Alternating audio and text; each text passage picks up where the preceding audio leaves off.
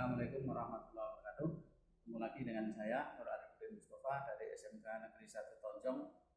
Pada kesempatan hari ini saya mau memperagakan tugas sesi 2, yaitu tentang pemeriksaan sistem rem.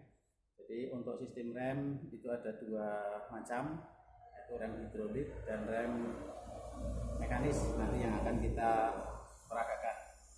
Untuk rem mekanis nanti menggunakan roda belakang,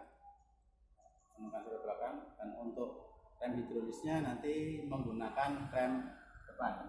Kita mulai dengan rem belakang. Ini saya buka dulu.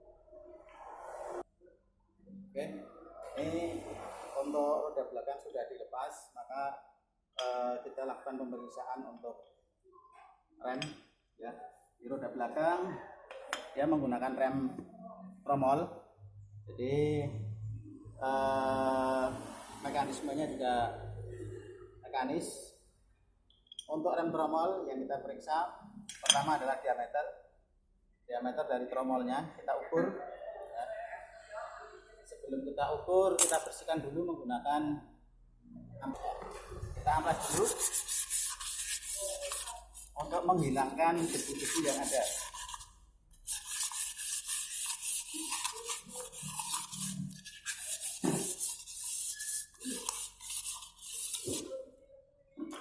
Yang perlu diperhatikan pada saat melakukan pembersihan itu tidak boleh menggunakan udara bertekanan. Jadi kita gunakan majun untuk membersihkan, karena kalau kita menggunakan udara bertekanan maka debu akan berbaran. Majun kita bersihkan.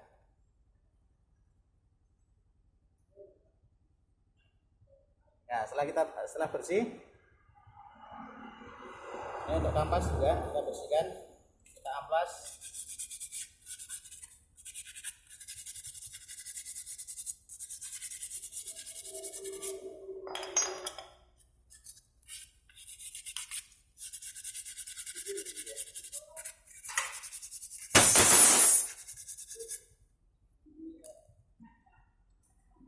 Ya, kita diamplas, kita bersihkan. Ini juga backplate-nya.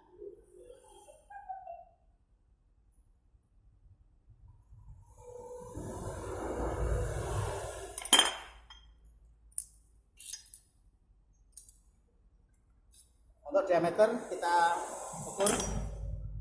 Untuk standar diameter maksimal diameternya adalah 131 mili untuk sepeda motor Vega ZR.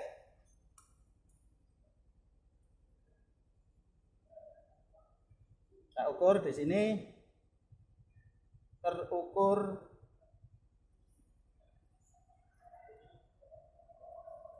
130,2.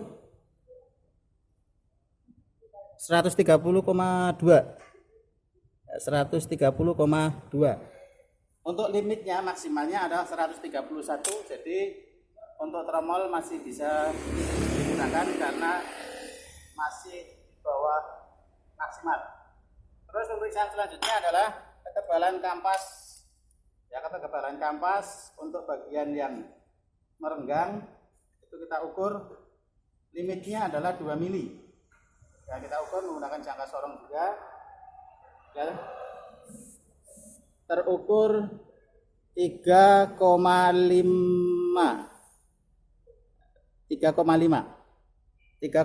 mili. Jadi masih layak untuk digunakan.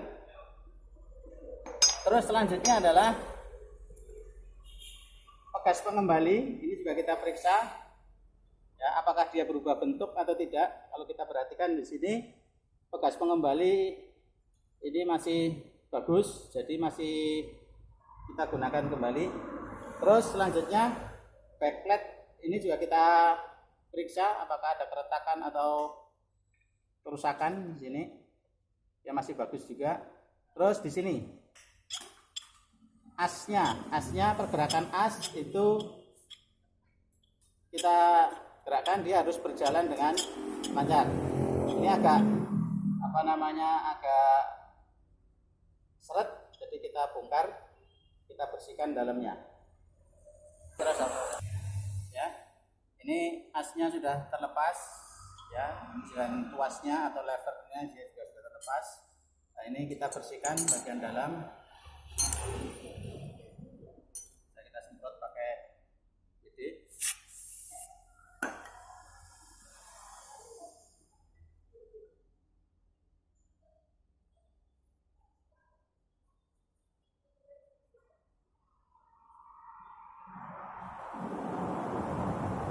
Nah, ini kita periksa juga, di dalam sini ada O-ring ya, fungsinya adalah dia sebagai perapat agar air itu tidak masuk ke dalam sistem rem.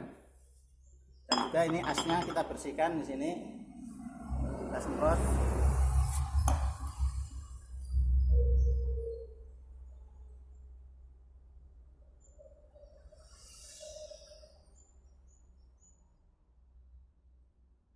Ya, sudah bersih. Untuk as sebelum kita pasang nanti kita kasih grease atau pelumas biar nanti bergeraknya juga lancar. Kita kasih grease. Ini tidak usah terlalu banyak, yang penting dia. Kemudian ini kita pasang kembali.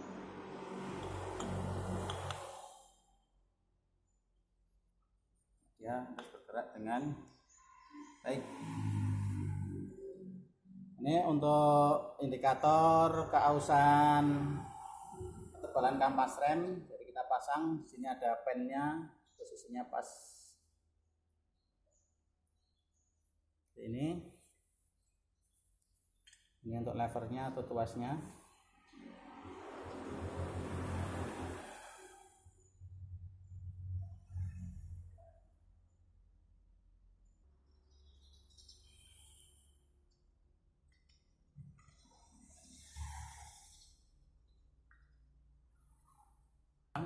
Dan pergerakannya sudah lancar, maka ini kita pasang.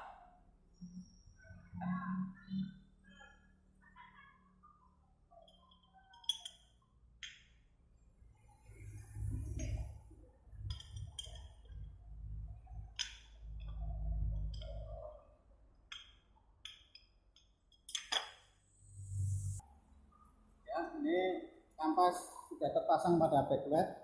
Pada saat memasang jangan sampai lupa di sini diberi grease atau stempet ya. Di sini juga biar pergerakan dari tuas ini bisa bergerak dengan lancar. Pastikan per pengembalinya atau per pengembalinya itu terpasang dengan sempurna. Terus juga perhatikan permukaan dari linding di sini jangan sampai ada pelumas. Jadi pada ada saat pelumas maka dia harus diganti. Begitu juga tadi ketebalan ya, karena ketebalannya masih 3 lebih maka ini masih layak untuk digunakan. Ini kita pasang.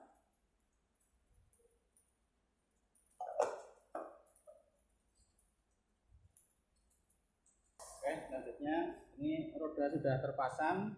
Ini juga sudah terpasang. Tinggal sekarang kita memeriksa jarak main dari pedal rem.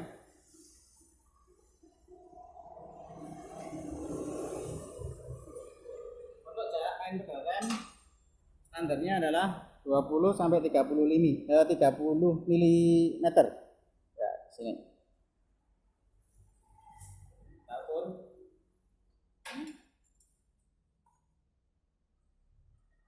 Nah, ini masih terlalu dalam. Nah, kalau dia masih terlalu dalam maka penyetelnya kita putar.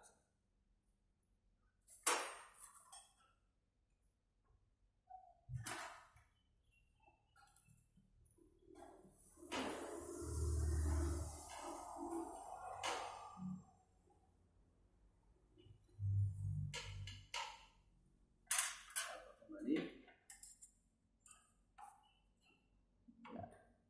Ini 1,5 atau 15 mili ya. Saya cukup ya, di antara standarnya 20 sampai 30 mili. Dan untuk apabila kita tidak melepas roda untuk mengetahui ketebalan kampas rem, kita bisa melihat dari wear indikator di sini. Kalau dia sudah mendekati batas paling belakang di sini, ini menandakan bahwa kampas sudah hampir habis, jadi bisa direkomendasikan untuk diganti. Ini untuk mengetahui ketebalan kampas kalau kita tidak perlu membongkar. Terus mekanismenya ini juga lancar. Kalau perlu kita lumasi engsel-engselnya.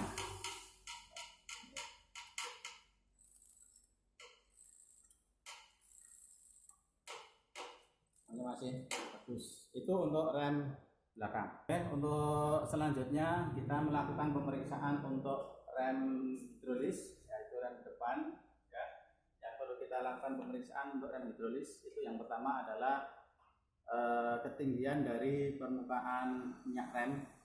Ya, dia harus antara upper dan lower. Kita cek di sini. Ini batas lowernya di sini, ya. Ini batas lower, uppernya ada di atas, tidak kelihatan, ya. Kelihatan.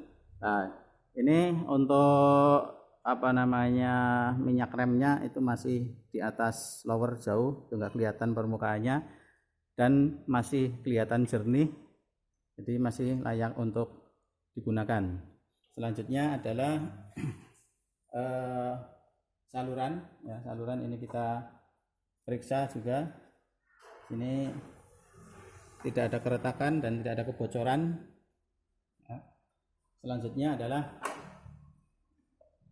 piringan, ya. Piringan cakram ini nanti kita ukur, ya. Nanti kaliper kita bongkar dulu dan juga untuk memeriksa ketebalan dari brake pad-nya. Jadi kita lepas dulu untuk kita periksa brake pad dan juga kebocoran dari seal yang ada di silinder roda di sini. Untuk rem depan ini kaliper sudah saya lepas, dan ini ada kampas atau brake pad-nya, dan sini ada bracket-nya. Ya, untuk di kaliper yang perlu kita periksa adalah kebocoran, ya. Di sini seal ada kebocoran atau tidak. Jadi di sini tidak ada kebocoran. Ya, untuk bracket, ya, bracket ini kita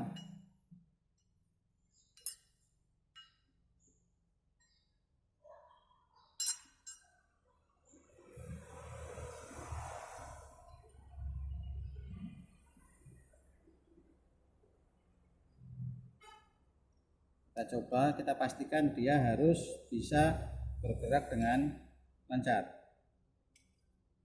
Dia harus bisa bergerak dengan lancar seperti ini. Nah, kalau dia tidak bisa bergerak dengan lancar, maka kita bersihkan bagian dalam. Kita lepas. Selain itu juga bootnya atau dust covernya di sini.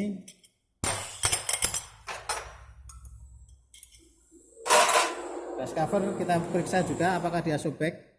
Nah, di sini dia tidak sobek, dia masih bagus. Karena kalau dia sobek maka kotoran akan masuk, begitu juga air, sehingga akan mengotori bagian pen dari bracket di sini, nanti akan menyebabkan kemacetan. Nah, kalau ini macet, bracketnya macet, maka dia tidak bisa bergerak seperti ini pada saat direm, sehingga akan mengakibatkan keausan belah. Terus untuk kampas rem atau brake pad-nya di sini, ya, ini masih tebal, ya. Kita lihat alurnya saja di sini secara visual dia sudah terlihat. Di sini masih ada alur, ya. Ini menandakan bahwa dia masih layak.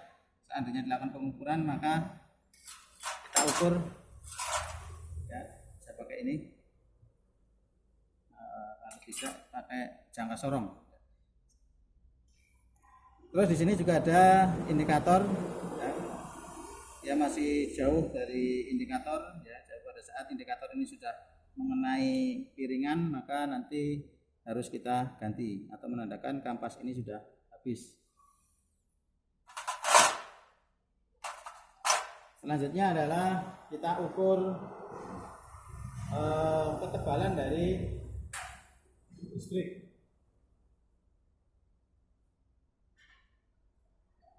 Menggunakan mikrometer kita ukur. Sebelum kita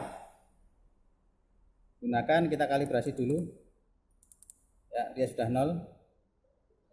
Kita ukur di sini.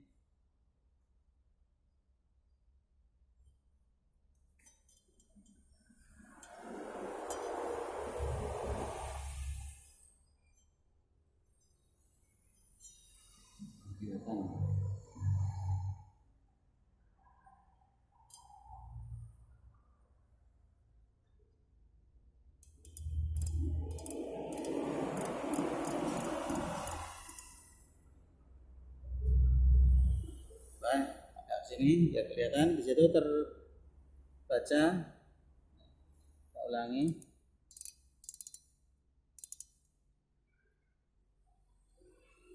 Satu, dua, tiga.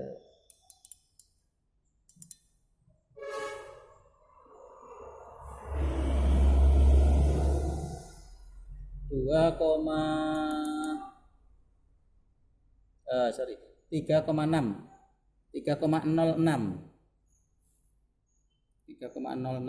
mili. 3,06 mili. Kita lihat standarnya. Ketebalan disc brake itu adalah 3 mili standarnya, tadi terukur 3,06. Jadi sudah lumayan tipis. Ya, jadi itu direkomendasikan untuk diganti. Selanjutnya adalah memeriksa keolengan dari piringan atau cakram. Kita menggunakan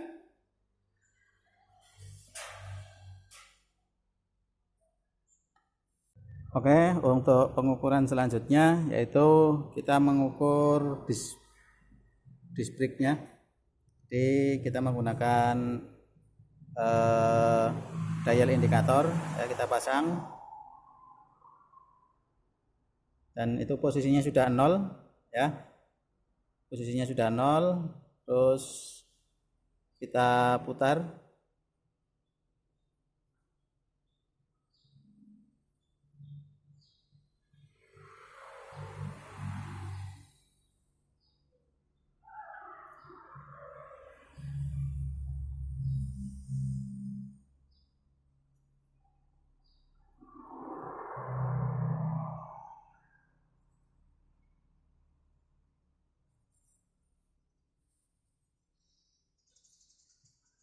Ya, itu terdefleksinya maksimal hanya 0,09. Ya, terdefleksi hanya 0,09. Untuk standarnya itu adalah standar keolengan defleksi disc brake-nya adalah 0,15. Tadi terbaca 0,09. Jadi masih sangat layak untuk digunakan. Oke, sekarang yang terakhir adalah tinggal memasang dari kaliper dan tiketnya. Ya, untuk kaliper sudah terpasang. Ya, kita coba. Ya, dia berputar lancar dan direm vakum kembali. Sekian, assalamualaikum warahmatullahi wabarakatuh.